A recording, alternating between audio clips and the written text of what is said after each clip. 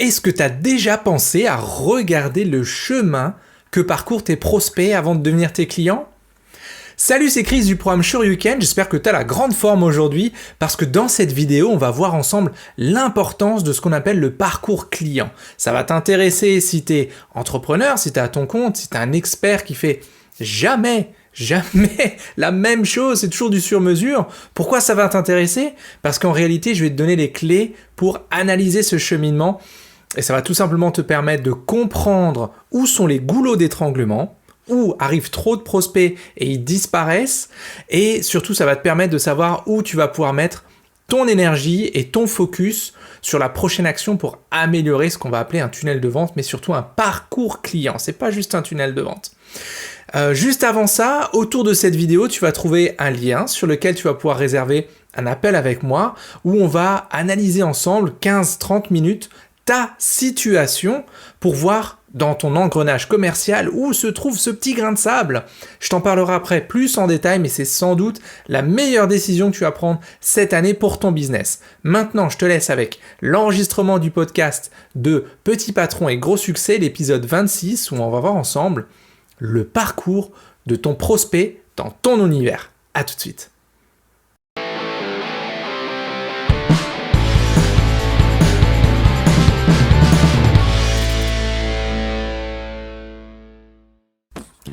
As-tu déjà pensé à regarder le chemin que prennent tes prospects pour arriver jusqu'à toi ?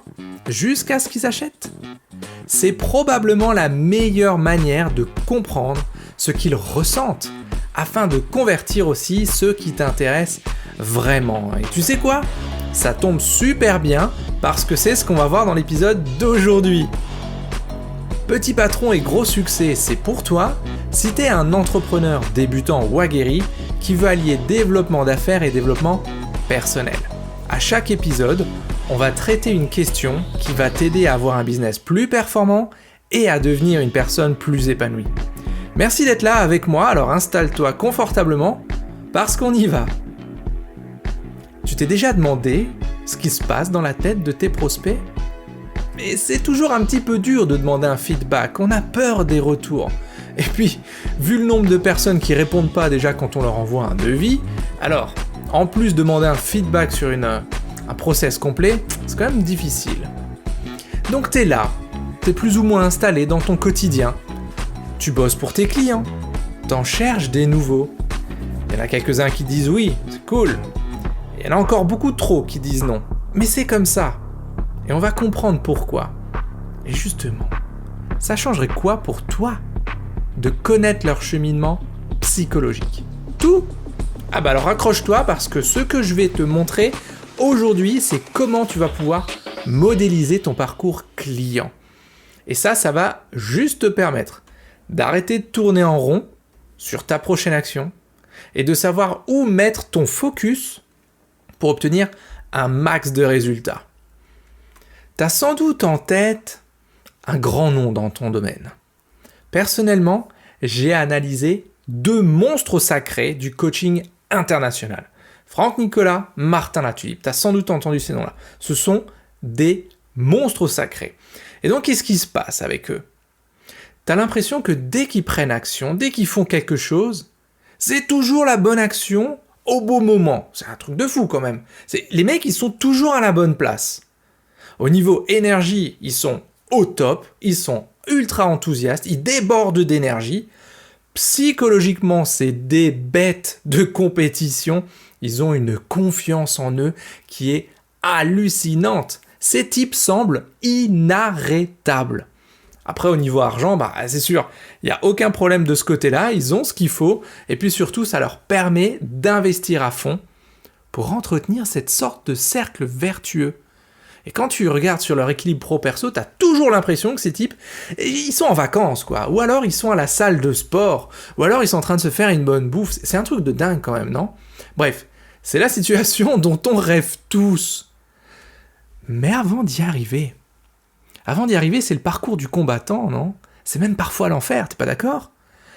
Au niveau des actions, tendance à faire le poulet sans tête.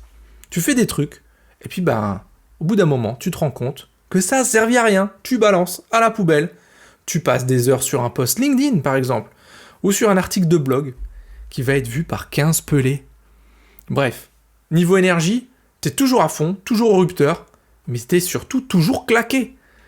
Et niveau psychologie, oh là là, alors là, n'en parlons pas. Mais bref, syndrome de l'imposteur qui est toujours là en embuscade, des doutes en permanence, j'y arriverai jamais, je suis pas assez ceci, je suis trop cela, ça marchera pas pour moi. Et alors après, niveau argent, il y a des mois quand même plutôt bien, il y a des mois où tu t'en sors, et puis il y en a d'autres qui sont catastrophiques. Alors tu vois tes allocations Pôle emploi ou tes économies qui fondent comme neige au soleil, et alors, niveau pro-perso, tu vois plus tes gosses et ta moitié elle t'appelle le fantôme. Tu sais quoi ? C'est ce que font les entrepreneurs à succès. Ce qui fait que ça réussit, ça tient en une seule phrase. Écoute bien. Ils maîtrisent leur parcours client. Je le répète. Ils maîtrisent leur parcours client. De la même manière que je l'enseigne plus en profondeur dans mon programme Shoryuken, t'iras regarder sur le site internet, je vais te partager ici les grandes lignes pour que toi aussi tu puisses commencer à te servir de cette stratégie de ouf.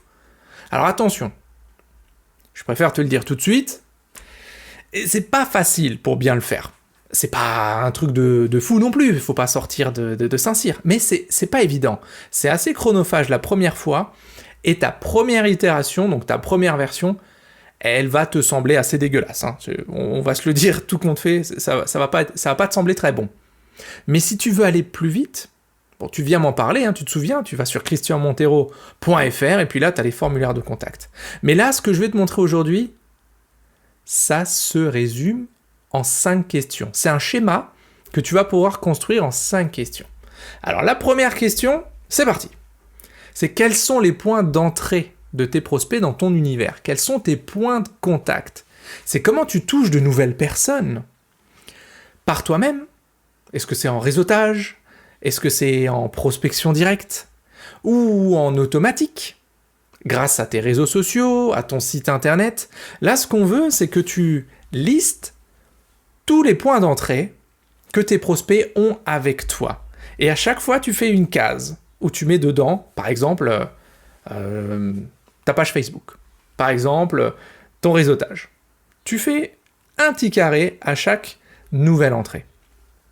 La question numéro 2, prends ton temps, mais tu mets pause et puis tu me reprends après, ok ? Question numéro 2, quels sont les débouchés que tu veux ? C'est tellement important, et pourtant je vois encore tellement d'entrepreneurs qui se disent moi je veux juste vendre. Ouais, ok, mais comment ? Comment ? Est-ce que le but c'est que la personne, le prospect, il prenne un rendez-vous avec toi ? Et ensuite tu as ce qu'on appelle un appel de vente ou un rendez-vous client ? Ou alors, est-ce qu'il a une possibilité d'acheter directement en ligne quelque chose ? Qu'est-ce que tu veux comme résultat ? Donc tu vois, de l'autre côté de ton schéma, si t'es parti à gauche avec les points d'entrée, mets-toi à droite avec les points de sortie, ou tu fais l'inversement, tu fais ce que tu veux, au bas, c'est pareil. Tu mets les débouchés que tu veux. Donc juste avant la vente, ok ? Est-ce que c'est un achat sur Internet ? Est-ce que c'est un rendez-vous client, rendez-vous physique, rendez-vous visio, rendez-vous téléphonique ? Tout ça, ce sont de différents points de sortie jusqu'à la vente. Ok ? Question numéro 3. Quels sont les chemins qu'il emprunte ? Là, on va pas tergiverser. On va relier les points d'entrée aux points de sortie. Comment ça va se passer ? Qu'est-ce qu'il y a entre les deux ? Quels sont les points de passage ? Et là, je vais te donner plusieurs exemples. Le premier, tu arrives sur mon profil LinkedIn. Soit parce que tu as vu un post de LinkedIn, soit parce que ça a été, et l'algorithme a très bien fait son job, il t'a conseillé de jeter un œil à mon profil en se disant « ce mec, c'est un ouf ». Ok, bref, t'arrives sur mon profil LinkedIn.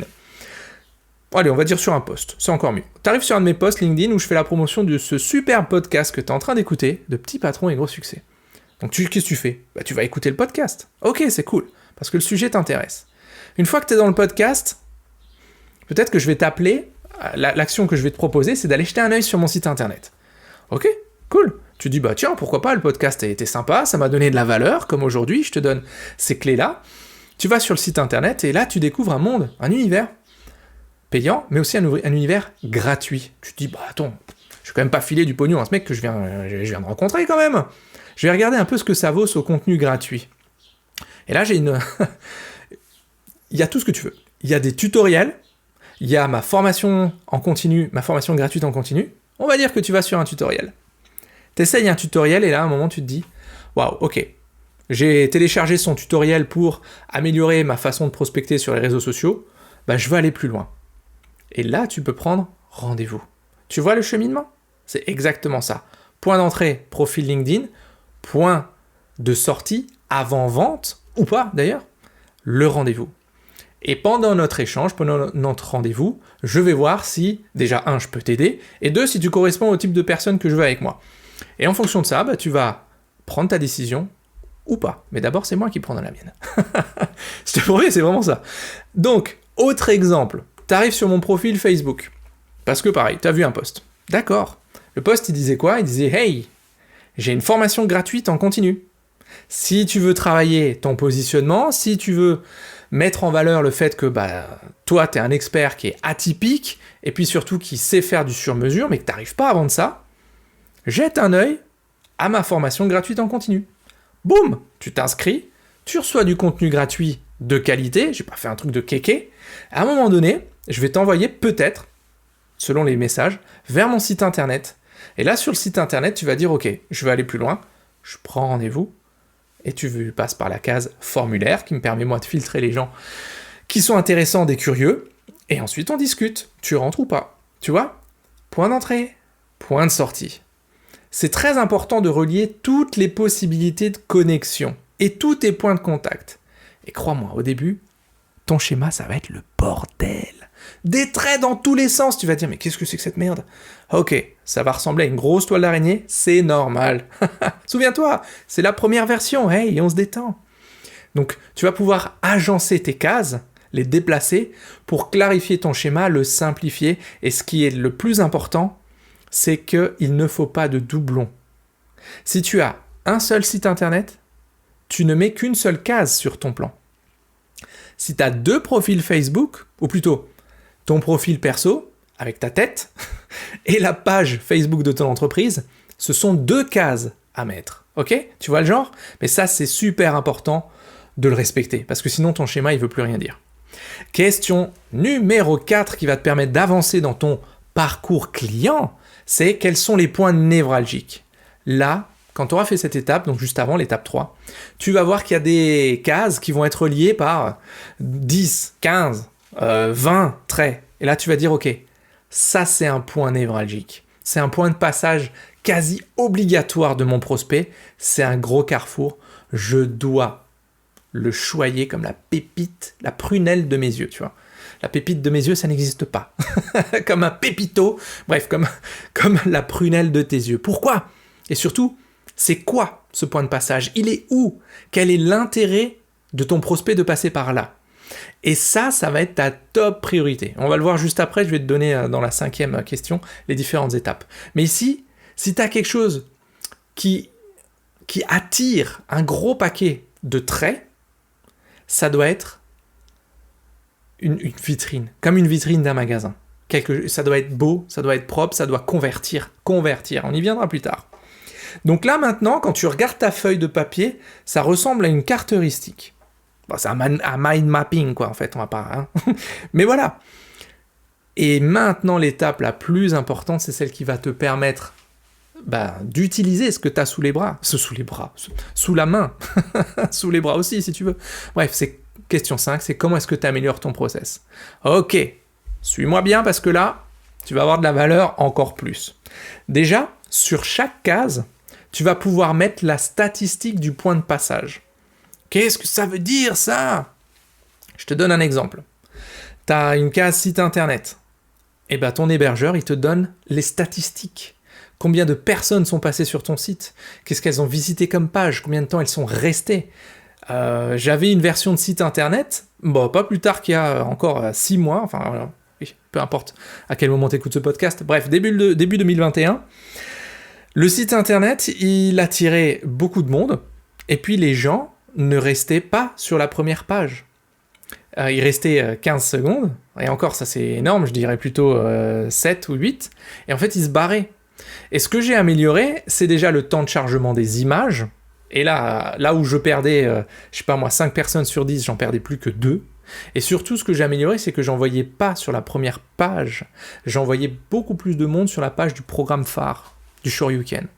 Et là où, avant, je perdais, 9 visiteurs sur 10, quasiment, au bout de 5-6 secondes, eh ben, j'en perdais plus que 2. Et ça change tout.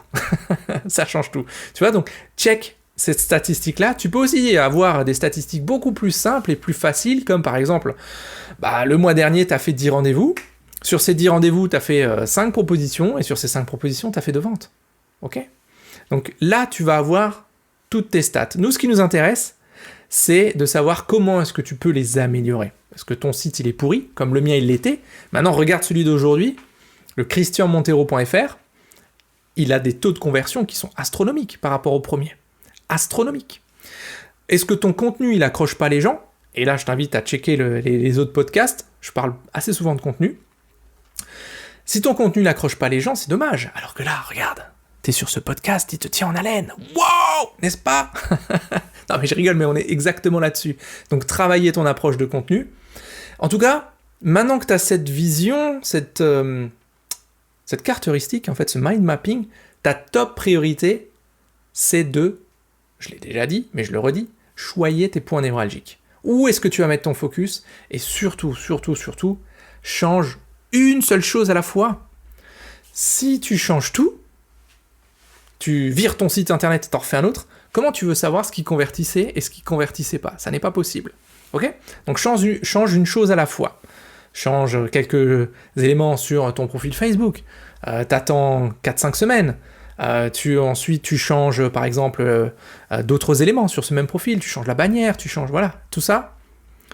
Je t'invite aussi à regarder sur christianmontero.fr. Tu vas voir les tutos gratuits. Check ce que je te donne sur les réseaux sociaux, c'est assez costaud.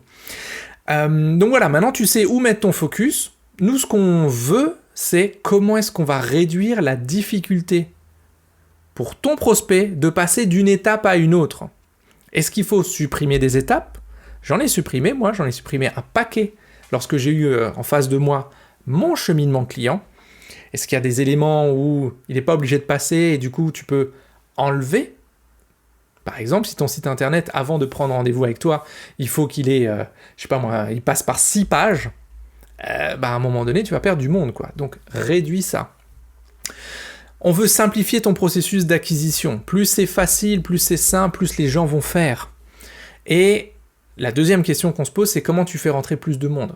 Donc là, pour bien tester ton nouveau mind mapping, on veut faire grandir ton réseau. Est-ce qu'il faut améliorer ta com ? Est-ce qu'il faut rencontrer plus de monde ? Est-ce qu'il faut envoyer 50 demandes d'amis Facebook par jour ? 100 demandes de contact LinkedIn par semaine ? Peu importe ce que tu vas faire, mais nous, ce qu'on veut, c'est faire rentrer du monde pour tester ce nouveau cheminement. En tout cas, voilà, l'épisode d'aujourd'hui, il arrive tout doucement à sa fin, et on y a vu comment faire ton parcours client. C'était quand même pas mal, hein ? C'est pas rien, cette histoire-là. Ça va te permettre de savoir où mettre ton focus et d'arrêter de perdre ton temps sur des actions qui n'ont pas d'importance.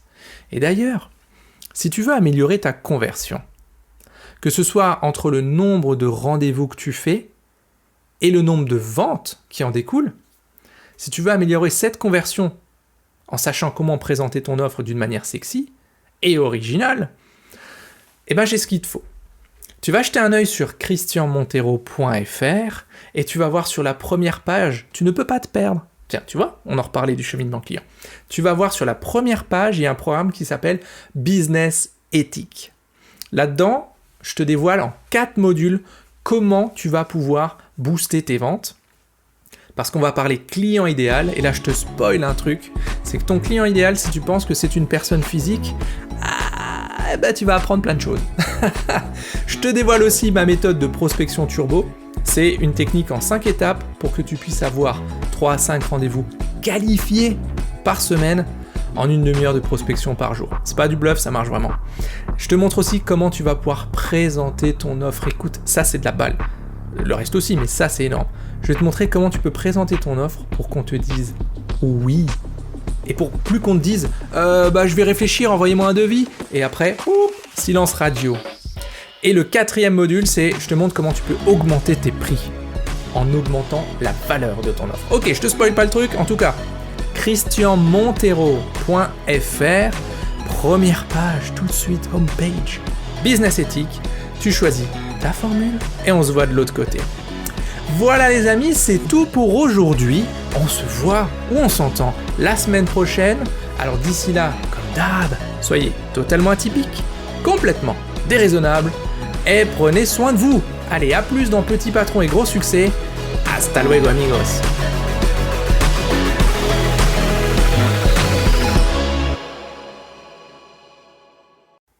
Voilà, j'espère que ce contenu t'a plu. Je te propose maintenant de cliquer autour de cette vidéo. Tu vas trouver un lien pour réserver un créneau avec moi.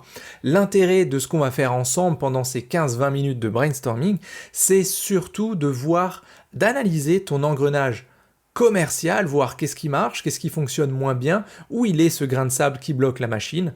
Et ensemble, on va voir si tes actions au niveau business et au niveau mindset sont en cohérence avec l'objectif que tu veux atteindre avec ton business, ok? Donc, c'est un moment que je te propose que l'on partage ensemble. Tu vas trouver donc le lien autour de la vidéo, clique dessus et je te dis à tout de suite pour qu'on puisse en papoter.